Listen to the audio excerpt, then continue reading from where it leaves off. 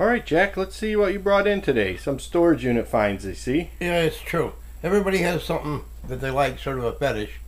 My fetish was always jewelry and watches, and so what I do is I always save all of them. I throw them in a little coffee can like this, and when that gets full, I throw it in a suitcase. Oh. I've probably got 2 or 3 suitcases just in the last few years, and then every once in a while I go to people that buy from storage units, and I buy from them. They sell them to me real reasonable. And I just throw them in a box and I go through them, and then I look them up on eBay.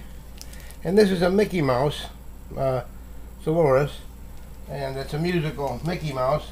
So I put a little price on it, and then I trade this stuff later on. I usually don't sell it; I trade it, and just all kinds of watches. This is Eddie Bauer, and then you get a lot of old stuff. You're gonna have to research it and find out what it is. But you get a lot of old stuff like that. It'll come like that. And you get boxes and tins of it, and you kind of gotta find out what it is. There's a focus, and you learn a little bit about watches, and you run across some real good watches once in a while.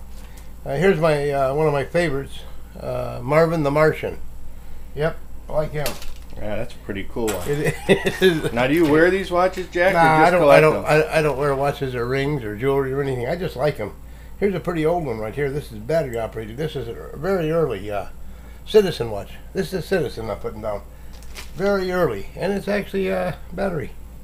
But as you can see, you also end up with tokens. That's a World Series tokens. I don't know how that got in that little box, but I just throw it inside here. And then, like I told you, when it gets full, I throw it in a suitcase, or like that Craftsman thing we got in that storage unit. I throw it in one of those little hand tool carriers, and then I stick it up and forget about it. So this is stuff that might not be worth a ton right now, but you kind of like to collect it, and it might be worth trading on in the future. Oh yeah, like that one watch there, $50-$60. Somebody will give you $50-$60 worth of trade. And for some reason, I've always liked watches, and I've got some pretty nice watches that I've collected. And as you look, I'll just shove these over here. This is what it looks like when you get it full. And they're kind of neat.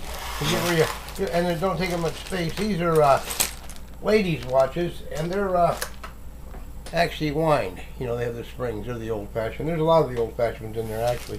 I like them, too. There's another Mickey Mouse watch. But most of this come in a storage unit, and if not, it come from Debbie and them that have them, and I buy them for a quarter, 50 cents a piece. They don't have no money in them. But you could actually make a display case with this and take this to a show or a swap meet, and you could piece these off for $5, $10, $20, $30 a piece, maybe more. Some of them, I have a couple of them that are worth hundreds and hundreds of dollars. Okay. But just a little thought, sort of a little tip. But they're fun. You end up with little keys and coins. I don't know what those are, but kind of neat. Like that Rich and his wife Elaine that have that store. Remember I was telling you? Mm-hmm. I bought storage bins with. That just called. Remember you just called me, found that their Nazi piece, the rat with 2 faces on it, Hitler and somebody else from the 1930s or early 40s. They do the same thing with jewelry. They start saving it. They got a jar, they throw it in there, and then they save it.